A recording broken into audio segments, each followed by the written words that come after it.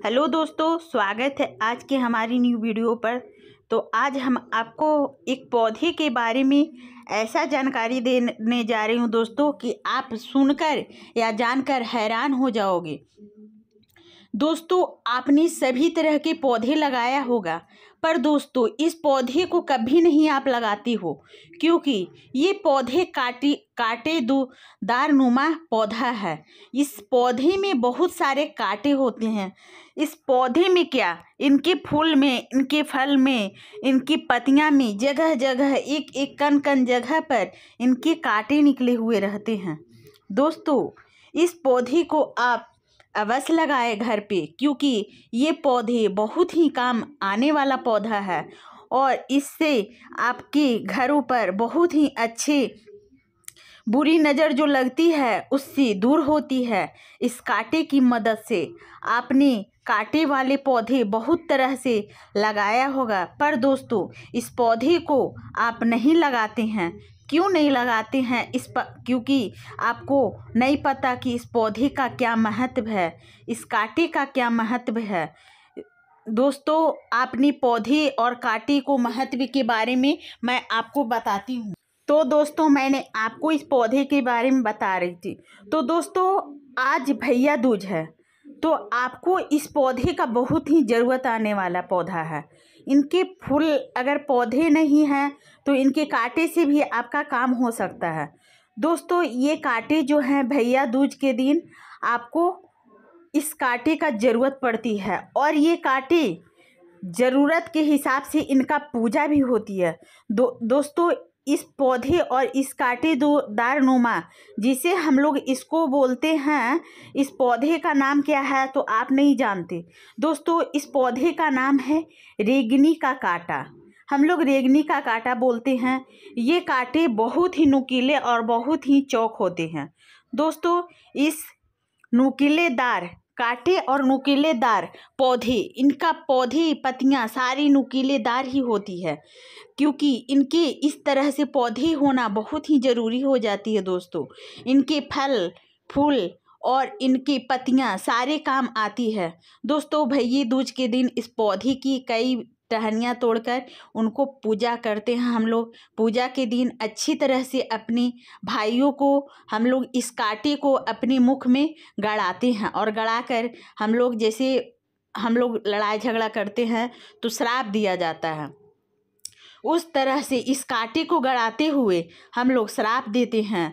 दोस्तों, ये पूजा करने समय इसकी पूजा विधि विधान से की जाती है, और इस तरह से ये कांटे बहुत ही मुश्किल से मिलती है।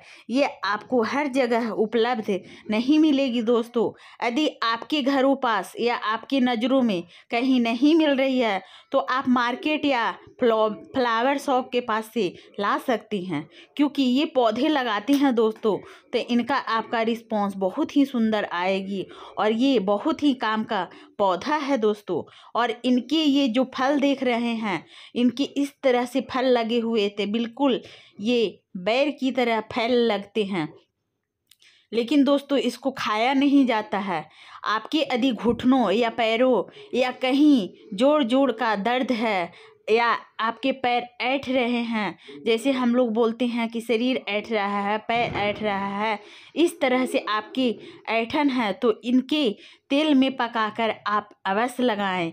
इनका आपके शरीर पर बहुत ही बढ़िया असर होगी। और दोस्तों, ये देखिए हमारे पूजा पूजन का विधि विधान मैं बताने जा रही हूँ।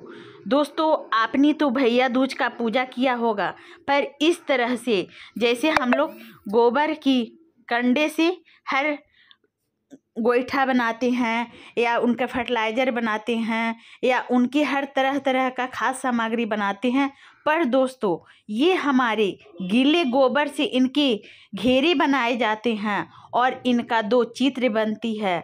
आप जो मेरे वीडियो में देख रहे हैं तो मेरे वीडियो को करना लाइक और चैनल को कर देना सब्सक्राइब दोस्तों, क्योंकि मैं आपको इस भैया दूज पर आपको कुछ जानकारियाँ दे रही हूँ, कुछ पौधे के बारे में जानकारियाँ दे रही हूँ, कुछ गोबर के बारे में जानकारियाँ दे रही हैं।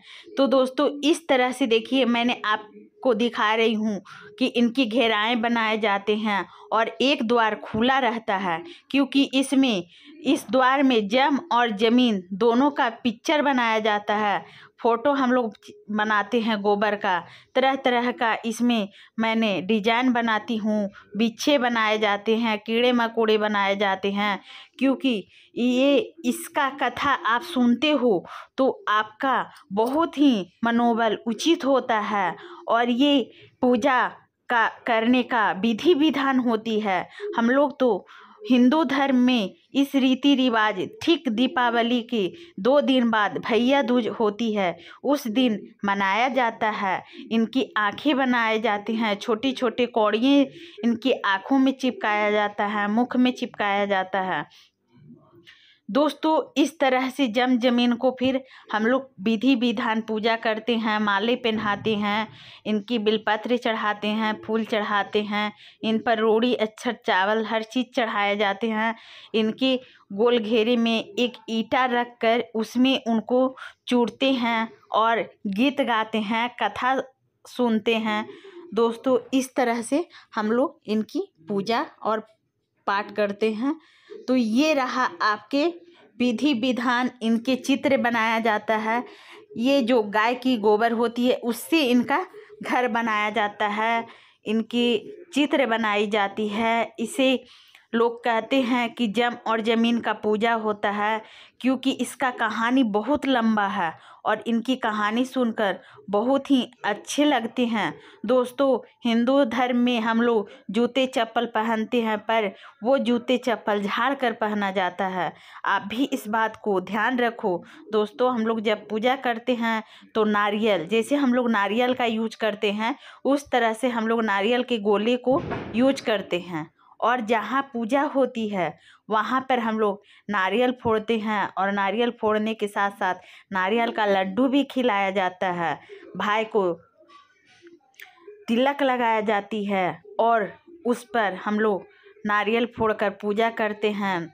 इस नारियल को कूटने के बाद अपने भाइयों को खिलाया जाता है। ये खुद का ना खाएं, क्योंकि खुद को खाने से ये कुछ शरीर के अंदर नुकसान भी करती है। तो आप इस नारियल को बिल्कुल भी नहीं खाएं। किसी बच्चे, जैसे कि लड़का को ही देना है, आप जेंट्स को ही दे दे, क्योंकि लड़की को खाना मना है। इस चीज़ को आप बिल्कुल भी धारण ना करें, क्योंकि इसको खाने से लोग बोलते हैं मोछ और दाढ़ियाँ निकलती है, तो लड़की खाएगी तो उसको भी तो निकल जाएगा दोस्तों।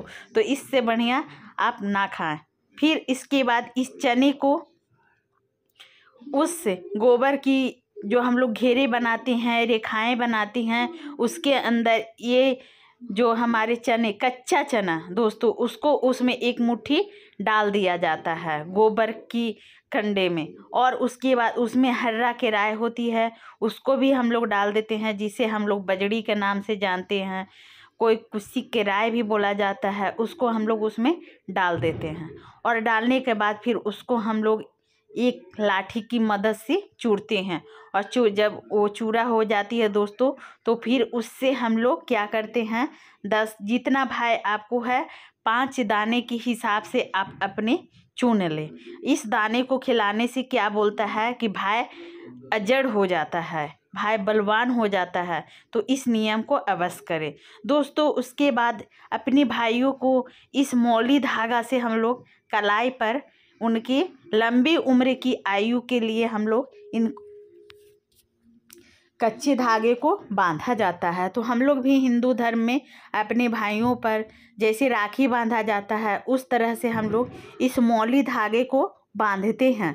और अब आप नहीं जानते दोस्तों, तो आप इस मौली धागा को बहुत सारे महत्व हैं, तो अपने भाइयों को अब तो दोस्तों अपने भाइयों को हम लोग इस तरह से उनकी धागे को अच्छी तरह से गांठ बांधना चाहिए, जिससे हम लोग आयु बढ़ती जाए। और उसके बाद हम लोग उनके सर के ऊपर, माथे पर ये चंदन का तिलक लगाना चाहिए। दोस्तों इस चंदन का तिलक लगाने का भी बहुत सारे हमारे हिंदू धर्म में महत्व है। तो इस चंदन का आप ज़रूर तिलक लगाएं, और लगाने के बाद आप कानों में लगाएं अवश्य, उसके बाद आप कंठ में लगाएं। उसके बाद दोस्तों आप इस अरवा चावल से आप जितना उनके सर पे बिखेरते हो तो उनको अच्छी तरह से, जैसे बुरी नज़र रहते हैं वो हट जाते हैं और ये अच्छा से आपकी पौधे आपके भाई पर बहुत ही बढ़िया असर पड़ती है। तो ये अरवा चावल को ज़रूर छिड़के। उसके बाद दोस्तों इस कांटे को, जैसे हम लोग कांटे, मैंने आपको कांटे के बारे में बताया, तो आप इस कांटे को मुख में गड़ाने का मैंने विधि विधान बताई है। तो इस कांटे को उसके बाद गड़ाया जाता है और उस मुख से श्राप दिया जाता है। कि क्या श्राप दिया जाता है कि जिस मुख मैंने गाली दिया है उस मुख काट गड़े। ये उनका कहानी है और इस कहानी का रिस्पॉन्स बहुत ही बढ़िया आती है। दोस्तों ये भैया दूज का कहानी बहुत लंबा और बहुत ही बढ़िया। तो दोस्तों आपको इस तरह का जानकारी कैसा लगा? इस भैया दूज के बारे में मैंने आपको कथा प्रति इस स्वरूप को मैंने बताया है। तो दोस्तों आपको यदि अच्छा लगा तो मेरी वीडियो को करना आप लाइक और चैनल को कर देना सब्सक्राइब। दोस्तों बाय बाय।